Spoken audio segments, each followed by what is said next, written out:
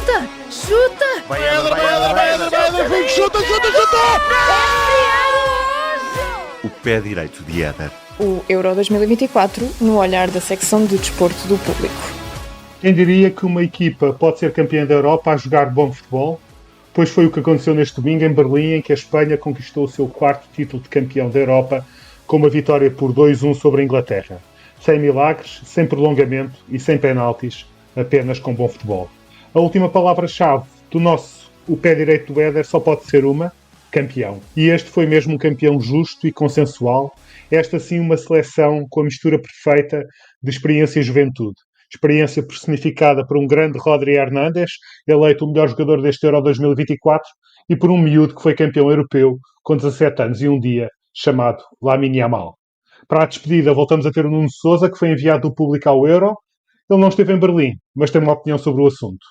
Nuno, esta Espanha, versão 2024, é o campeão mais consensual de sempre? Olá, Marco. Julgo que entra nessa galeria dos campeões que poucas dúvidas deixaram aos adeptos sobre a real qualidade e supremacia que mostraram sobre a esmagadora maioria dos adversários. É verdade que, se olharmos para o trajeto da seleção espanhola, houve alguns triunfos curtos, como é natural, especialmente tendo em conta a dificuldade da metade do quadro das eliminatórias que lhe calhou em sorte. Mas em rigor, uma seleção que vence 7 dos 7 jogos que disputou na fase final de um torneio desta exigência. Consegue contornar as adversidades em contextos de maior dificuldade, como aconteceu, por exemplo, com a surpreendente seleção da Geórgia, que consegue adaptar-se, de certa forma, à forma de jogar um pouco mais cínica, mais conservadora, mais calculista de algumas das outras seleções favoritas, a começar pela seleção francesa, por exemplo, e que reiteradamente sai por cima. Eu creio que só pode merecer uma vénia da Europa do futebol, e o que se fez ontem à noite, o que aconteceu ontem à noite em Berlim, foi um pouco de justiça desportiva, se quisermos, porque depois de uma primeira parte relativamente cinzenta, praticamente sem balizas, a verdade é que na entrada, ou a reentrada em cena de Espanha, acabou por justificar o triunfo e, acima de tudo, por confirmar uma ideia de jogo válida e bem-sucedida, porque se olharmos para a forma de jogar da seleção espanhola desde o primeiro minuto do jogo inaugural até ao 93º minuto do jogo com a seleção inglesa, percebemos que pouco mudou e que foi precisamente essa solidez na ideia de jogo e a capacidade também de se adaptar às circunstâncias e às dificuldades que os adversários lhe colocaram, o segredo de uma conquista que, como dizias e bem, atesta também uma superioridade evidente. Se olharmos para as 5 últimas edições dos Campeonatos da Europa, a Espanha venceu 3, esteve presente em 5 finais, só falhou uma, portanto ganhou 4, e por isso estamos claramente na presença de uma seleção vencedora, obviamente que agora com uma outra geração, mas que mantém, na minha perspectiva, o ideário de algumas das suas antecessoras. De facto, olhando até para o percurso que a Espanha teve neste Euro 2024 e as equipas que foi deixando pelo caminho, só isso dá uma dimensão extra a este título europeu da Espanha. Olhamos então para esse percurso na fase de grupos e no grupo B, que era considerado o grupo da morte à partida. Enfim, foi o grupo da morte para toda a gente, menos para a Espanha. A Espanha, de facto, começa o torneio a ganhar com uma vitória clara por 3-0 sobre a Croácia, que é preciso não esquecer que foi semifinalista no último Mundial, foi finalista vencida no Mundial de 2018. Seguiu-se depois um triunfo sobre a seleção italiana, que era a campeã europeia em título, um título conquistado em 2021. De facto, foi com um autogol, é verdade, mas esse resultado, de facto, não faz justiça ao domínio esmagador que a Espanha teve sobre a Squadra Azzurra. Terminou a fase de grupos com uma vitória também mínima sobre a Albânia, mas também, e diga-se que a Albânia também acaba por ser uma das boas surpresas, apesar de não ter ido muito longe neste europeu, deixa uma boa imagem. Mas como estamos a falar da Espanha, não estamos a falar da Albânia, continuamos a falar sobre o percurso da Espanha neste Euro. Continuou com um triunfo por 4-1 sobre a Geórgia, depois de ter estado a perder 1-0, e foi eliminando depois de afastar a Geórgia, que tinha ganho a Portugal na última jornada da fase de grupos, foi ainda afastando apenas, e este apenas, entre aspas, apenas, a Alemanha, a França e depois a Inglaterra na final de ontem. De facto, isto valida de alguma forma ainda mais, dá outro brilho a um título europeu do que ter sorte apenas do que apenas ter sorte no quadro em que se calha nas eliminatórias. Sim, é verdade, foi de uma exigência tremenda. E se olharmos para as perspectivas, os prognósticos que eram feitos antes de começar o Euro 2024, recordar-nos-emos que a esmagadora maioria das pessoas colocava a Espanha num segundo pote do lote de favoritos. Na primeira linha surgia a França, naturalmente, surgia também a Alemanha pelo fator casa e por estar a regenerar-se enquanto seleção vencedora. E depois surgiam também, obviamente, a seleção de Portugal e Itália com o estatuto de campeão do mundo, e Espanha, se calhar, nesse segundo lote também. A verdade é que, olhando para aquilo que aconteceu no relevado, foi precisamente uma demonstração de força em toda a linha da seleção espanhola, com um treinador que pegou na equipa num momento de transição e que, até ver, tem sido bem sucedido em todas as frentes. Um treinador com um perfil muito já agora, desculpa, Nuno, só um à parte, de facto, e conseguiu guiar, digamos, este barco no meio do terremoto Rubiales. É verdade, que também não é de sumenos importância, tendo em conta o terremoto, o maremoto, o que quisermos chamar-lhe, que fez a tempestade, o apocalipse. Sem dúvida, abanar os alicerces da federação e concomitantemente do futebol espanhol numa altura particularmente sensível em termos de preparação para as grandes competições. Fê-lo nesse clima de instabilidade, aparentemente sem efeitos nefastos, sem efeitos secundários, e mais do que isso, eu creio que também acaba por se destacar precisamente pela discrição. É um treinador que intervém pouco, que promove aparentemente a união do balneário sem grande alarido, que deu variadíssimas oportunidades, no bom sentido, obviamente, ou seja, minutos de competição aos jogadores que acabaram por se revelar importantes. Por exemplo, o Oyarzabal acaba por fazer um gol nos últimos minutos da final, mas foi um jogador importante saindo do banco ao longo desta caminhada no Campeonato da Europa. Houve outros, Miquel Merino, o próprio Zubimendi, que ontem entrou a substituir o Rodri, já tinha sido utilizado de início, por exemplo, diante da seleção da Albânia. Portanto, houve aqui uma gestão do balneário e dos ativos que foram convocados relativamente criteriosa. Creio que praticamente foram 25 jogadores utilizados ao longo desta caminhada, portanto, houve também essa capacidade de gerir um plantel que já tinha talento, obviamente, mas que se percebe que necessitava de algum cuidado para uma prova tão exigente, com jogos de 3 em 3 dias, e, portanto, creio que a seleção espanhola nesse aspecto passou com distinção em todas as frentes. E depois é a questão do talento individual que não podemos escamotear. É verdade que já foi falado imensas vezes, mas olhando sobretudo para os corredores laterais, para os jogadores que ocupam as posições por fora, de fora para dentro, que foram Nico Williams à esquerda e Lamine Yamal à direita, claramente que são dois dos destaques de um Euro que teve muitos jovens com grande potencial a confirmarem-se como grandes sensações do futebol europeu, mas que, enfim, por todo o percurso coletivo e individual que fizeram estes dois elementos, eu creio que merecem um destaque especial, porque claramente rebocaram em certos momentos esta seleção de topo, que é a seleção espanhola. Lamine Yamal e Nico Williams, talvez, quem sabe, futuros companheiros de equipa no Barcelona, se o Barcelona tiver dinheiro para comprar o Nico Williams ao Athletic Bilbao. Não sabemos.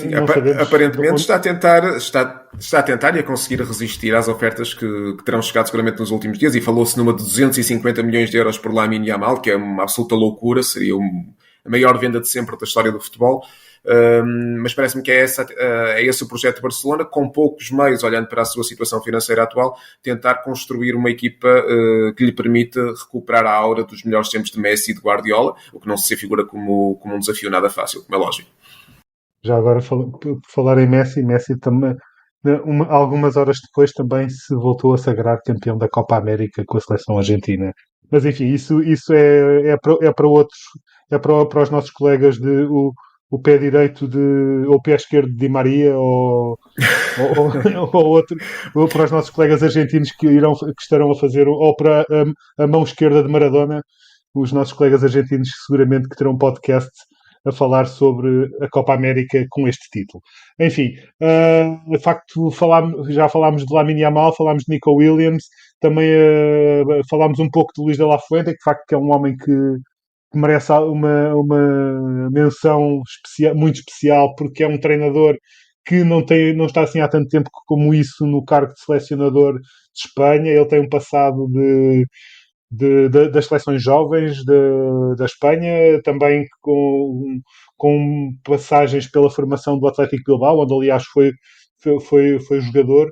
De facto é um homem que chegou em 2022, nem 2 anos tem no cargo, tem 21 jogos, 2 títulos e de facto melhor, diria eu, é impossível. Falámos muito da Espanha, o perdedor também merece aqui uma palavra, a Inglaterra, de facto uma seleção, enfim, que foi de milagre em milagre até chegar a esta final e esteve perto de conseguir outro milagre, mas de facto houve mais uma frustração porque foi a segunda final consecutiva perdida de um campeonato da Europa. Enfim, mas vimos de qualquer maneira também aqui, apesar de tudo, nesta Inglaterra, um caminho para o futuro, não necessariamente com Gareth Southgate, mas alguns destes nomes que fazem parte desta seleção dos Três Leões têm uma larga carreira na seleção inglesa à sua frente. Sim, indiscutivelmente, a começar por Kobbie Mainoo, que fez um europeu muito competente na minha perspectiva, enfim, confirmando aquilo que já tinha vindo a mostrar ao longo da temporada passada na Premier League. No Manchester United, é um jogador com grande qualidade individual, com uma maturidade competitiva muito acima da média para o seu cartão de cidadão, mas depois olhamos para a seleção inglesa no seu todo e percebemos que Kobbie Mainoo é apenas uma das enfim, joias da coroa de uma seleção que até acabou por ter em muitos momentos do torneio se calhar mais qualidade individual no banco do que aquela que estava em determinadas posições, obviamente, em competição dentro do relevado. Ontem, por exemplo, vimos Cole Palmer sair do banco para assinar um golo tremendo que colocou a seleção inglesa na discussão do resultado e da final, e é claramente um dos talentos também em ascensão na seleção inglesa e no futebol inglês.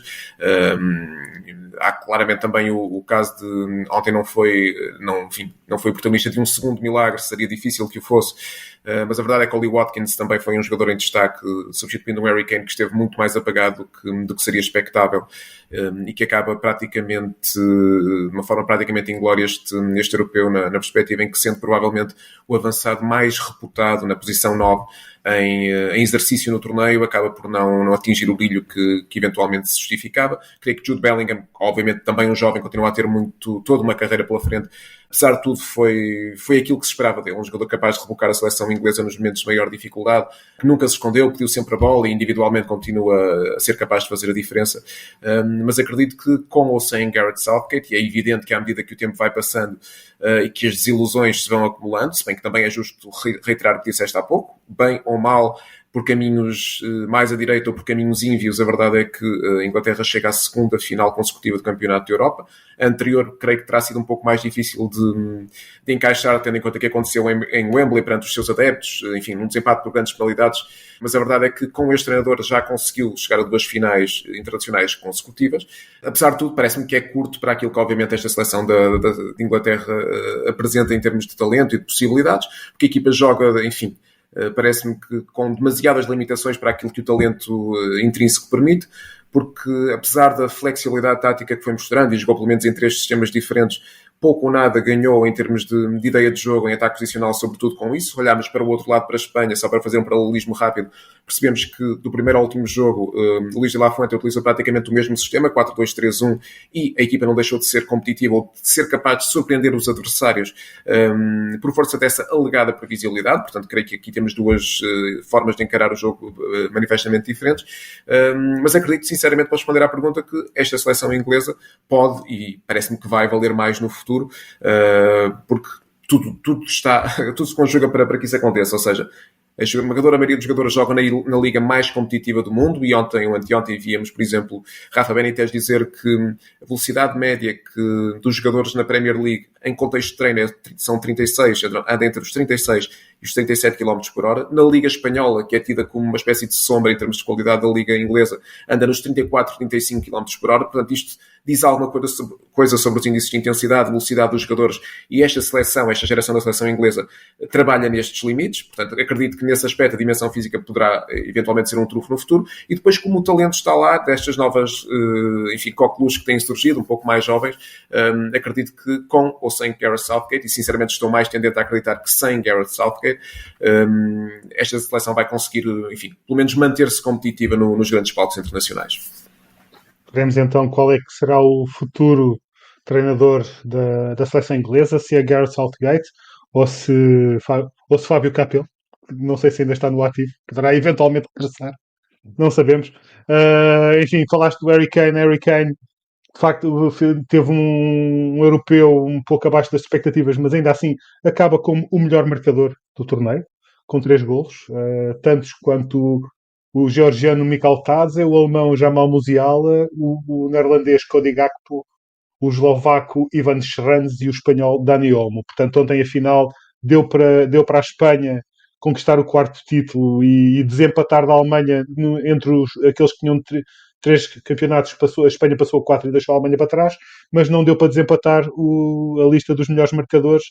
Harry Kane e Dani Olmo, qualquer um deles podia assumir essa liderança, mas enfim, ficam os dois no lugar cimeiro. De facto, houve aqui uma pequena crise de goleadores. Alguns, enfim, ainda conseguiram deixar a sua marca, outros nem tanto, mas se calhar não foi pelos seus goleadores que a Espanha conquistou, nem se calhar foi pela falta de goleadores que a Inglaterra não ganhou. Enfim, antes de terminar, vamos assim um pouco rapidamente por surpresas e desilusões. Nuno, para ti, o que é que poderemos considerar como, enfim, para lá do campeão, para lá do finalista vencido, o que é que destacarias pela positiva neste Euro? Destacaria em termos coletivos 3 seleções. Uma que calhou em sorte a Portugal, ou em azar, olhando para o resultado da terceira jornada da fase de grupos, que foi a seleção da Geórgia. Primeira participação num campeonato da Europa e fez um brilharete, na minha perspectiva. Tem 3 ou 4 jogadores de um nível médio-alto, um deles um nível estratosférico, que é Kvisha Kvaratskhelia. Mas a verdade é que foi sempre muito competitiva, muito compacta, conseguiu vencer Portugal, conseguiu dificultar a vida à seleção espanhola nos oitavos de final e conseguiu, acima de tudo, deixar uma imagem muito positiva do futebol georgiano, que já tem vindo a ser construída desde as bases, nomeadamente desde a seleção de sub-17. Depois juntaria a seleção da Geórgia à seleção da Áustria. Creio que teve uma das propostas de jogo mais interessantes deste europeu. Não foi muito longe, é verdade, mas foi uma seleção que sempre se mostrou muito, muito competitiva, também com 2 ou 3 jogadores claramente acima dos demais. Sabitzer à cabeça, mas com uma qualidade insuspeita em termos de ideia de jogo. E juntaria estas 2 seleções, a seleção da Suíça, que foi também das seleções mais interessantes de seguir fora do espectro dos favoritos ao título. Portanto, em termos coletivos, parece-me que foram as mais notáveis, as surpresas mais agradáveis deste torneio. Em termos de talento individual, eu creio que houve 3 ou 4 referências. Enfim, podemos falar, já que estamos a falar da Geórgia, do guarda-redes Mamardashvili, que fez 3 ou 4 exibições de altíssimo calibre. Tivemos na seleção dos Países Baixos uma confirmação a este nível, que foi Cody Gakpo, que fez um excelente europeu também. Depois tivemos os jogadores que já referimos há pouco da seleção espanhola e alguns da seleção inglesa, aos quais juntaria Jamal Musiala na seleção alemã. Fez um europeu, enfim, muito acima da média, também em certos momentos quase levando aos ombros a seleção alemã, embora me pareça também que a Alemanha apresentou uma das ideias de jogo mais interessantes do lote dos candidatos.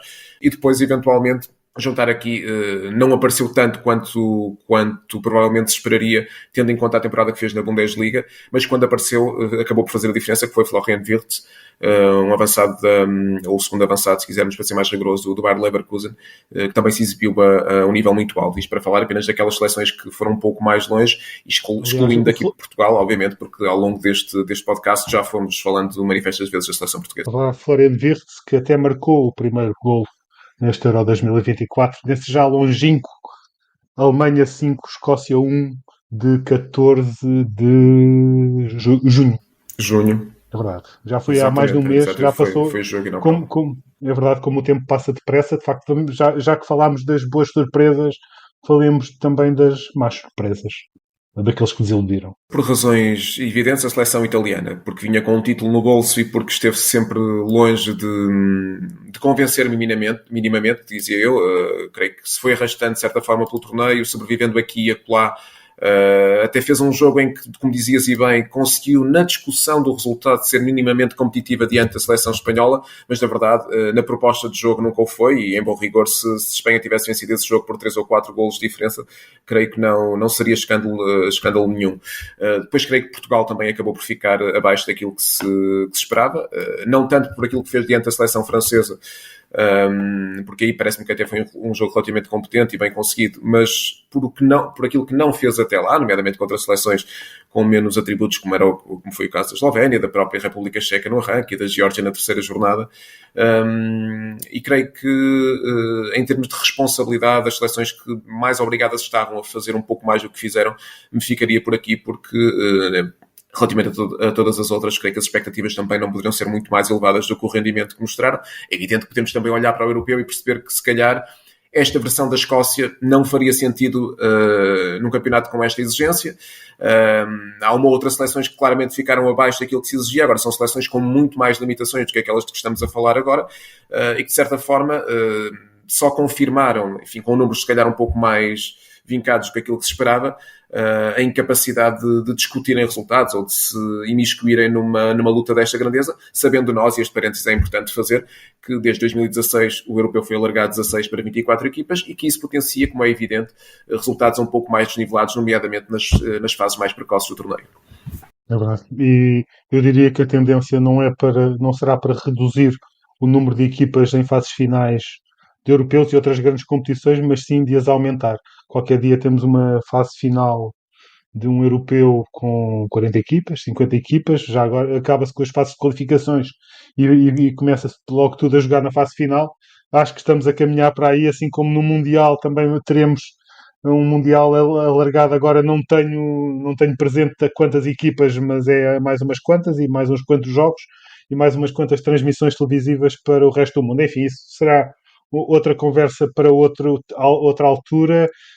Este foi o último episódio do Pé Direito do Éder, um podcast que foi uma palavra-chave 2 vezes por semana, em que eu e o Nuno acompanhámos aqui o Campeonato da Europa de 2024, que se realizou na Alemanha durante o último mês.